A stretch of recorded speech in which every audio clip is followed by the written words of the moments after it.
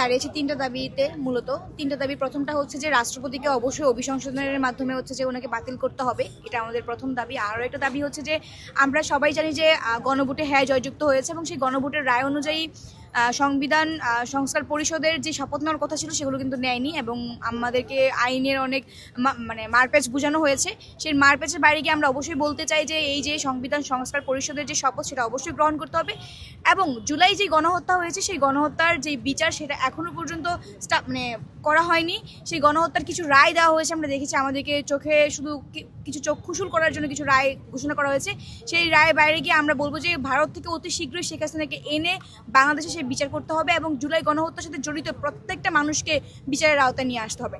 এবং একই সাথে বলতে চাই যে আপনারা জানেন যে এখন কিন্তু ছাত্রলীগ বলেন, বিভিন্ন লিগারদের কিন্তু পায়তারা বেড়ে গিয়েছে বিভিন্ন বিশ্ববিদ্যালয় এরিয়াতে এবং বিভিন্ন জায়গায়। আমরা সেই লিগারদের একদম স্পষ্ট করে বলতে চাই যে আপনারা আপনাদের পায়তারা বাড়াতে পারবেন না, আমরা মাঠে আছি, ছিলাম, থাকবো। আপনারা কোনোভাবে ফেরার চিন্তাও করবেন না। আর আপনাদের আমাদের সকলেরই দায়িত্ব, যেখানে আমরা জুলাইয়ে যারা গণহত্যার সাথে জড়িত ছিল যে লীগের মানুষগুলো, তাদেরকে অবশ্যই জেলে ভরে দেওয়া আর কি।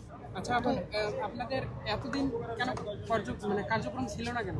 কার্যক্রম ছিল না ব্যাপারটা এরকম না, আমরা কিন্তু লেখালেখির মধ্যে আছি এবং গতকালকের আগের দিনও কিন্তু আমি হচ্ছে যে আমরা রাজুতে দাঁড়িয়েছি বিভিন্ন ইস্যু নিয়ে।